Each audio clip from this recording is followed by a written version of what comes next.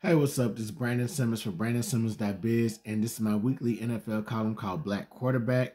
Right now, I'm just coming through to give y'all my picks for this weekend's divisional round games. So let's go ahead and get right into it. First game I got is the Kansas City Chiefs hosting the Houston Texans. The Chiefs, they're not viewed the same Chiefs as the previous years, but they're still strong. They're still the number one seed in the AFC, and they're also well rested. They haven't played in about a couple weeks, but that's okay. They've been in this situation before. They know how to keep in rhythm. As far as the Texans go, a little bit different story. They're a little bit more energized based off the wild card win that they had last week over the Los Angeles Chargers. Throughout the season, they've dealt with some issues that kind of hindered their expectations, such as injuries on the offense and offensive line. But they still managed to remain atop the AFC South and get a home playoff game in the first round. For this particular game, I want to go with the Houston Texans as an upset pick. And so I know what you're thinking. We know you're gonna pick the Texans, but I mean, if in all honesty, if I was due for an upset pick. If I had to choose a game where there would be an upset, it would definitely be the Texans game. In the playoffs, a lot of analysts talk about, bring your running game, bring your defense. The Texans brought both of that last week. 100 yards rush, over 100 yards rushing with Joe Mixon. A strong defensive performance by the Texans. 1.5 sacks each by Will Anderson and Mario Edwards.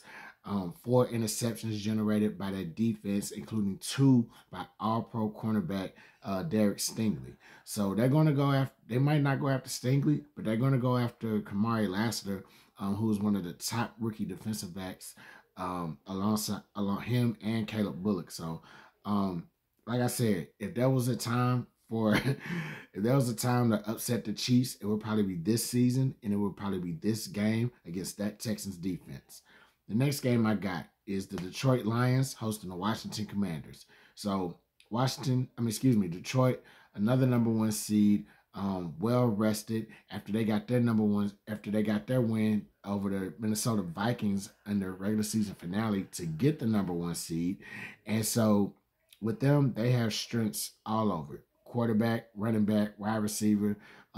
Defensively, they kind of held things down a little bit after losing Aiden Hutchinson on the defensive side in terms of like pass rush, but also with defensive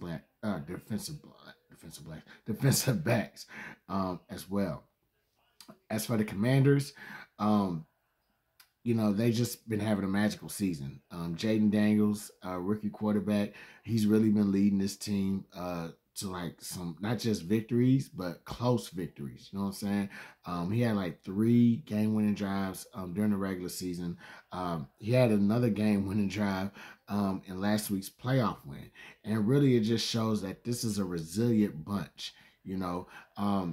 Sometimes it's really not about the rankings or the stats of where this team is that really describes like who this team is. Sometimes it's just going out there on the field and just proving that you can match up with any opponent. And to me, that is what the Commanders have done all season. However, for this game, I'm gonna have to go with the Detroit Lions, and it's just simple. The Detroit Lions are just a clearly better team. They might be the best team in the NFL. Like I said, they have strengths all over, even at the running position. With Jameer Gibbs headlining that position, they're still great, even without having David Montgomery, who may or may not make a return to this postseason. But even without him, they still have Gibbs, who's a very solid threat at that position. And pretty much they're the strongest team left right now, like on paper. And so it with a lot of after the Rams beat the Vikings last week, a lot of people could probably argue that the Rams might be the you know second strongest over the Eagles, and we'll get into that. But to me right now, it's still the Lions. They haven't proven anything postseason wise. It's still the postseason. Anybody can get it, but I feel like on paper they're definitely a threat, and they can get off of paper and show you that they're a real threat on the field. So definitely in this game, I'm taking the Lions over the Commanders. Next game, I have the Philadelphia Eagles hosting the Los Angeles Rams. This game is, well, what am I sure about? This is actually a rematch from in the regular season. And so with both teams, that's what I'm going to get on. Anyway, with both teams, Eagles, they're coming off a strong defensive performance in the wild card round. The Rams are definitely coming off a dominant performance in a wild card round. The Eagles, they generated 3 turnovers in the game against the Green Bay Packers.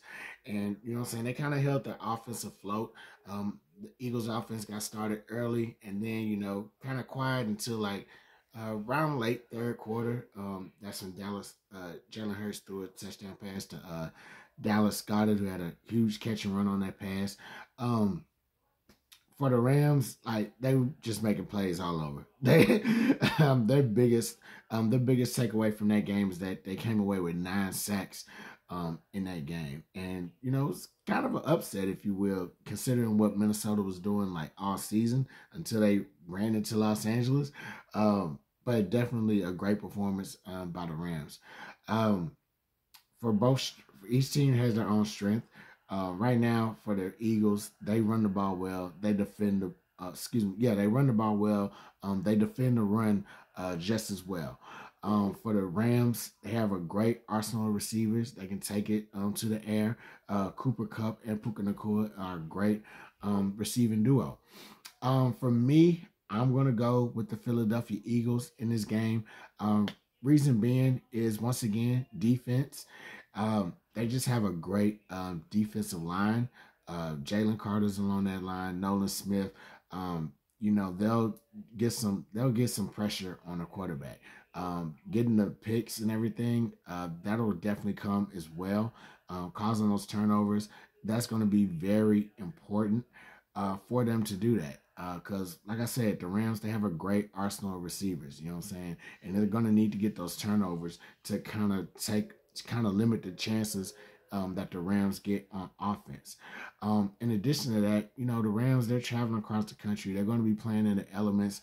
And, their running game it's good, but it's not like Eagles good. Because, once again, the Eagles have Saquon Barkley over on their side. And Saquon busted for over like, pause. He ran over him for over 200 plus yards in the last game. Might have been over 250. I didn't really check, but he definitely had a huge record-setting game, if you will, against the Los Angeles Rams during the regular season. So I feel like the Rams are gonna try to slow that down, but it just might not be enough for them to do so.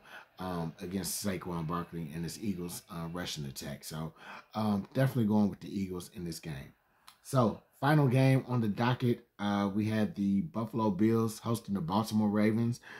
This is going to be one of those games that, it might determine Super Bowl outcomes in this game. Like straight up, like you have two teams very similar, very high powered in their very similar in their high caliber of what they have to offer. Bills, you have them coming off a dominant win in a wild card round.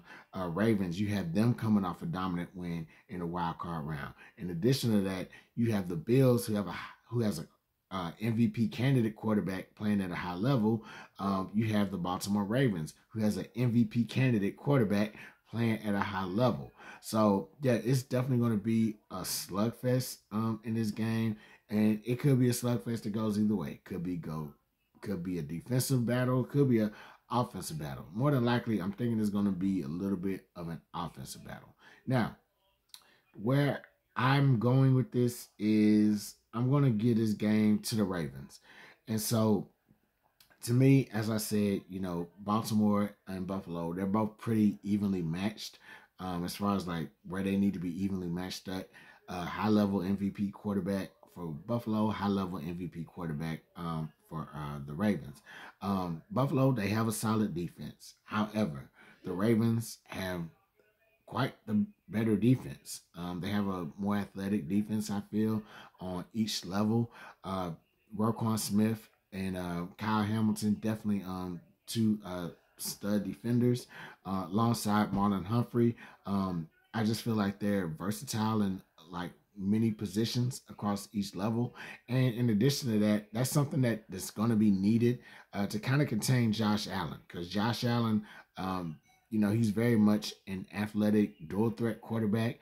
He can throw the ball out the pocket, but he can also get on the run and take it himself for like quite a few yards if you let him. So I definitely think they're gonna, have enough defenders out there to kind of either contain him or just really chase him down and minimize the yards that he's going to attempt to get. So, in addition to that, Derrick Henry plays for him. So, and Derrick Henry plays for him. They're going to be outside. Their run game is just going to be tough. So, I think that's also going to be the main difference in that game. So, just to recap what I got, I have the Texans over the Chiefs as my upset special. I have the Lions over the Commanders. I have the Eagles over the Rams. And I have the Ravens over the Buffalo Bills. So that's all I got for y'all this week. If you're watching this on Facebook, facebook.com/BrandonBlog, like my page, like this video, share this video.